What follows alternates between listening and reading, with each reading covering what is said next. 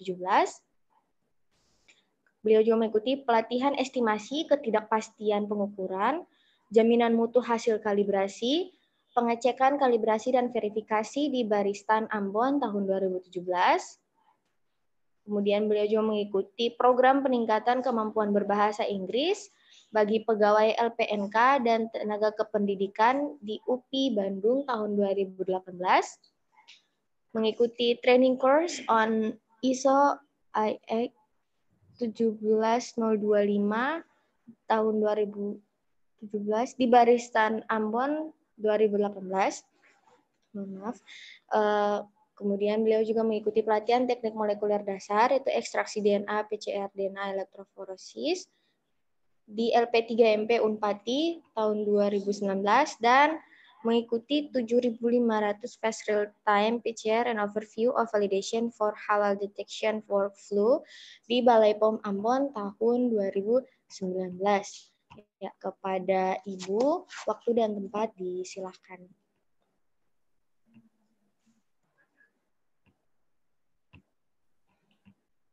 Ya, terima kasih Agnes sebagai moderator. Selamat siang Bapak Ibu semuanya. Terima kasih ya, sebelum saya memaparkan materi saya di siang hari ini, saya ingin menyapa terlebih dahulu yang terhormat Ketua Jurusan Biologi, Bapak Dr. Andes Akilai MKes, yang saya hormati Ibu Sekretaris Jurusan Biologi, Ibu Dr. E. Tuhumuri SSI MSI, yang saya hormati Bapak Ibu dosen, rekan-rekan PLP, rekan-rekan alumni yang berkenan hadir di saat ini, dan yang saya banggakan, Panitia Bina Akrab Jurusan Biologi tahun 2020, Ketua dan Pengurus Himpunan Jurusan Biologi beserta mahasiswa baru Biologi Angkatan 2020. Assalamualaikum warahmatullahi wabarakatuh. Salam sejahtera bagi kita semuanya. Shalom, Om Swastiastu, Namo Buddhaya, dan salam kebajikan. Iya, di saat ini mungkin saya share ya Agnes materinya. Iya, Ibu. Ya.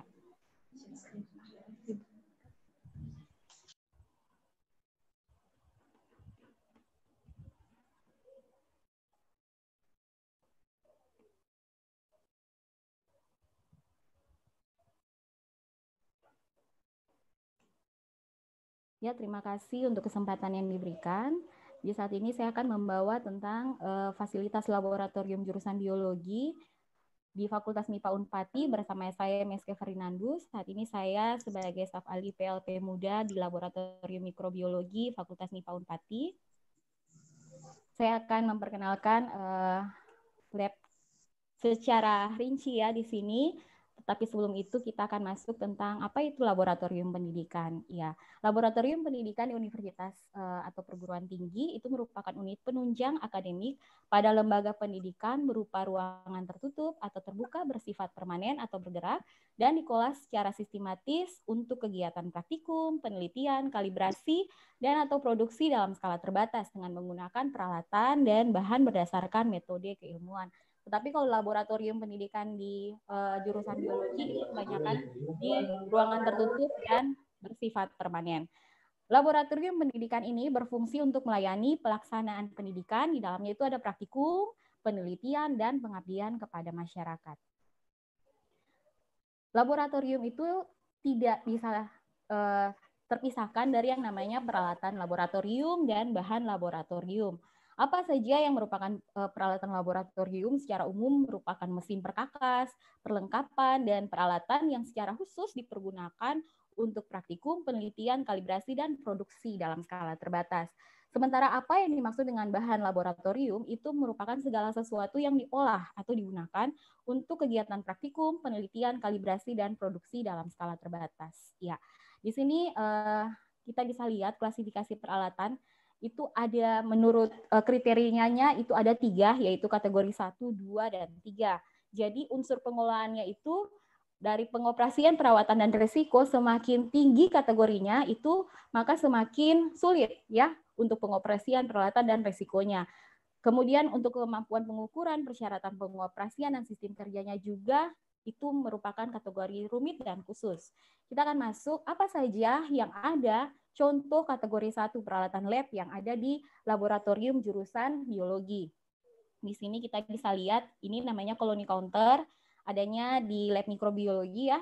Ini membantu kita untuk menghitung jumlah koloni bakteri. Kemudian ini ada hot lab. Yang kedua ini ada hot lab.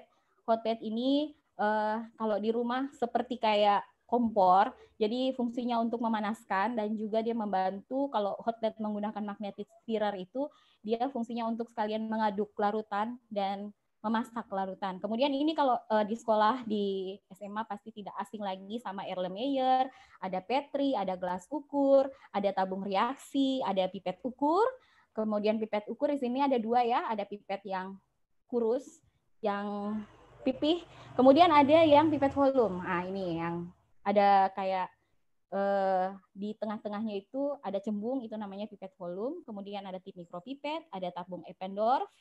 Kemudian di sini ada mortal dan pestle. Kalau di rumah seperti kayak cobe ya, sama anak cobe. Kemudian ada torso, ada spatula, ada jarum OC. Next, kita masuk di contoh kategori 2. Apa saja peralatan atau fasilitas yang ada di laboratorium jurusan biologi? Di sini ada autoclave, inkubator suhu, ada inkubator shaker, lamina airflow, timbangan analitik, ada mikroskop binokuler, ada mikroskop with kamera, mikroskop stereo, ada water bath, dan tanur. Sementara kalau di contoh kategori 3 itu tiga alat ini ada di lapsologi ya. Nanti sebentar kita akan paparkan, ada vacuum infiltration processor, ada tissue embedding console, ada automate slide stainer.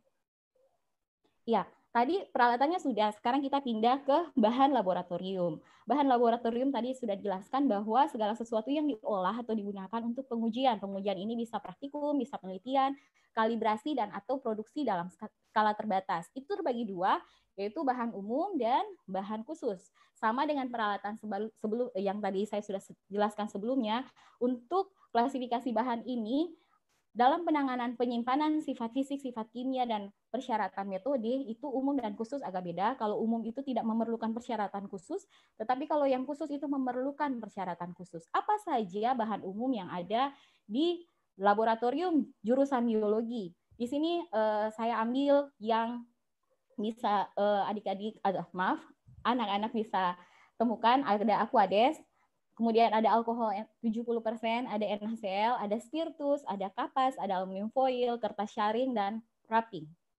Kemudian ada bahan khusus. Bahan khusus ini yang seperti tadi saya sudah jelaskan bahwa dia harus diperlakukan khusus, penanganannya juga mesti khusus. Itu seperti contohnya ada hewan uji, seperti mencit atau tikus putih, ada kultur bakteri, misalnya E. coli, Salmonella, Staphylococcus aureus, dan teman-temannya yang lain-lain. Kemudian ada media tumbuh bakteri, ada Na, NB, EMBA, SS, PDA, BPA, BGLB, yeast extract, dan lain-lain. Kemudian ada bahan kimia seperti gliserol, twin, kristal violet, lugol, safranil, minyak imersi, silol, kloroform, etanol, dan lain-lain. Jadi bahan khusus ini memang penyimpanannya itu harus perlu diperhatikan, suhunya, kemudian tata letaknya, semuanya itu harus diperhatikan. Ya, saat ini kita akan bedah laboratorium biologi. Fakultas MIPA Universitas Patimura. Katanya tak kenal maka tak sayang. Untuk itu di jurusan biologi Fakultas MIPA itu punya 10 lab. Di antaranya ada lab biologi dasar, ada lab mikrobiologi, lab zoologi, lab taksonomi, lab botani, lab bioteknologi, lab ekologi, lab parasitologi, lab mikroteknik, dan lab bioinformatika.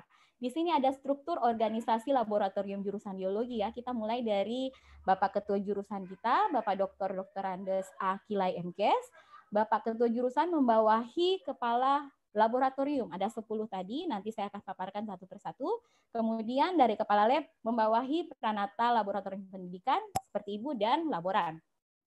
Ya, kita masuk dari pengenalan kepala-kepala lab dan PLP juga laborannya. Yang pertama di lab biologi dasar, kepala namanya Bapak Dr. Laedi SPD MSI, ada PLP-nya Bapak B. Mornaten dan Ibu Nova Kilai.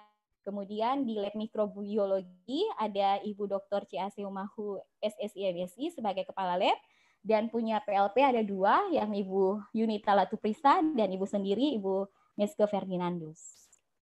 Kemudian di lab ekologi, kepala labnya Ibu Deli Wakano SSI MSI, dan punya 1 orang PLP yang bernama Ibu Sandra Latuhihin. Kemudian di lab zoologi ada Bapak Dr. AJA Unitli yang SSI MSI yang biasa disapa Pak James sebagai kepala lab, dan punya satu laboran Bapak Kresian Penturi SSI. Kemudian di lab taksonomi ada Ibu Dede Moni Harapon, biasa disapa Ibu Debi SPMSI sebagai kepala lab, dan punya satu PLP yakni Ibu M. Ishak. Kemudian di lab bioteknologi ada kepala labnya namanya Ibu Dr. Randa SCH Watimena MSc PhD. Di lab botani ada Ibu DC Sahertian SSI MSI. Di lab parasitologi ada Ibu Dr. Randa M. Nindatu MKes. Di lab mikroteknik ada Ibu Dr. CH Umi Basari SSI MSI. Dan di lab bioinformatika ada Ibu Dr. Apesik SP MSI. Iya.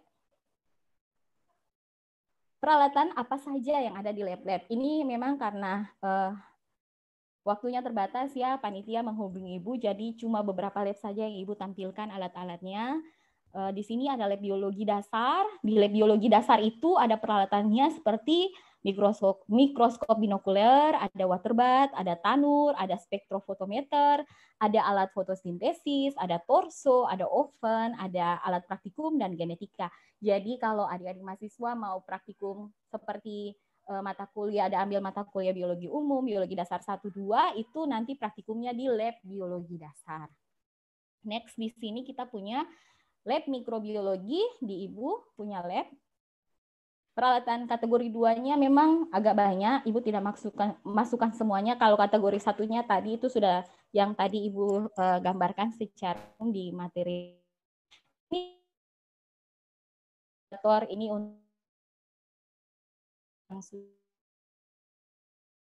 ada autoclave, COVID meter, ada timbangan analitik, kemudian ada mikroskop binokuler, ada laminar airflow, kemudian di sini ada bahan khusus. Bahan khususnya di sini ada Ibu ambil gambarnya media PDA dan NA, sebenarnya ada satu lemari, tetapi karena memang tidak muat gambarnya, jadi Ibu cuma ambil sampel. Di sini ada kultur bakteri ya, E. coli.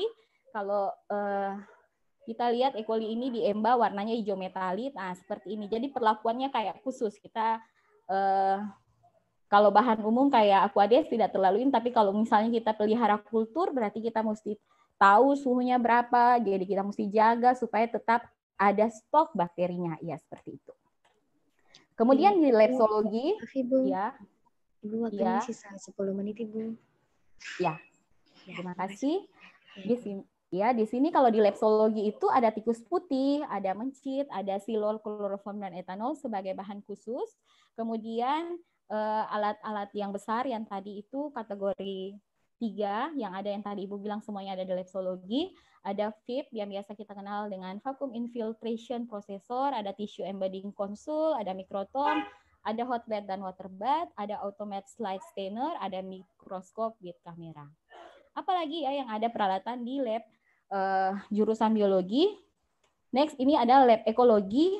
Lab ekologi ini alat-alatnya seperti ini, ada pH meter, ada odometer, ada larutan pengukur kualitas air, ada psikometer, ada light meter, ada hagameter, ada refraktometer.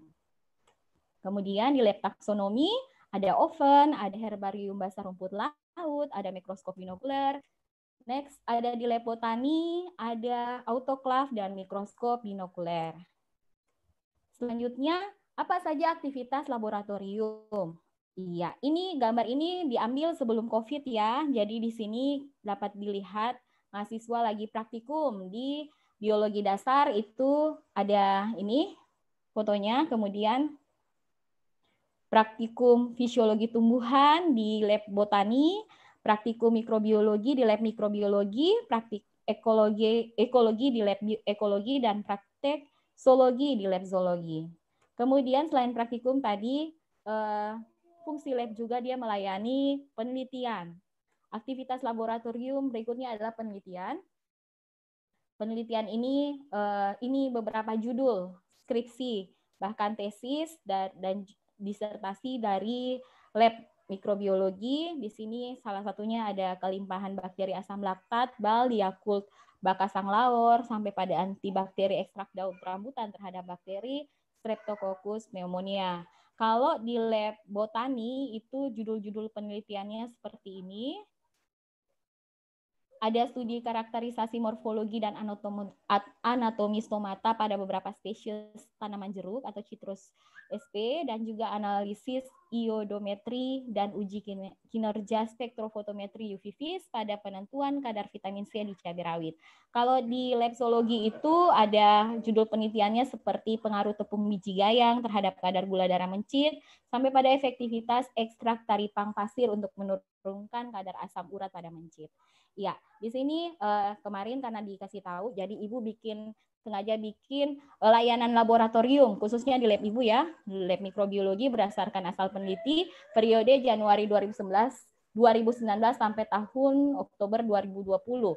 Di sini ya kita bisa lihat bahwa lab jurusan biologi itu bukan saja mahasiswa atau dosen biologi saja yang menggunakan, tetapi juga ada penelitian dari siswi SMP Kalam Kudus Ambon, ada dari Fakultas Perikanan, MSP, ada pertanian THP, ada Fakultas Kip Biologi, ada Fakultas MIPA Kimia, ada perikanan IKA dan THP, ada MSP juga, ada dari kita sendiri juga, biologi yang paling tinggi, yang paling banyak 19 orang, juga ada dari Fakultas Kedokteran, bahkan pasca sarjana biologi juga ada yang datang untuk praktikum, bahkan juga penelitian di kita. Kemudian ada dari pasca Universitas Pancasila di luar Ambon juga datang untuk penelitian ke lab kita di jurusan. Kemudian ada dosen Fakultas Biologi, dosen Fakultas Kimia, Fakultas MIPA Kimia, dosen Perikanan dan IKA, dan bahkan juga dosen Unikbu dari Buruh. Kemudian kalau di sini aktivitas laboratorium mikrobiologi ya, di sini ada penelitian siswa, ada kita juga layani PKL, penelitian S1, penelitian pasca, penelitian dosen. Di sini Ibu akan ada gabung beberapa praktikum ya, genap 2018-2019 itu ada 4, dan praktikum gasal 2019-2020 memang agak menurun ya, karena memang kemarin itu di September ada gempa dan juga COVID, jadi memang untuk kegiatan praktikumnya agak dibatasi, tetapi tetap kami layani. Jadi saya mau bilang bahwa adik-adik mahasiswa baru sangat tepat memilih jurusan biologi sebagai tempat lanjut studi S1, karena memang fasilitas di jurusan biologi terutama di lab-labnya itu sangat terkenal dan sangat baik sekali, baik mutunya bahkan juga peralatan bahannya semuanya luar biasa. Jadi selamat bergabung di jurusan biologi, tetap semangat, terus belajar yang baik supaya dapat menjadi panutan dan juga dapat menjadi sosok ketika sudah lulus dapat mendapat pekerjaan yang baik. Ya, itu saja dari saya. Terima kasih atas kesempatan yang diberikan kepada saya. Semoga dapat bermanfaat dan kita semuanya sehat selalu dan semuanya kita dapat bertemu kembali ya seperti yang dulu setelah COVID ini berlalu. Terima kasih Agnes, Bapak Ibu semuanya, adik-adik.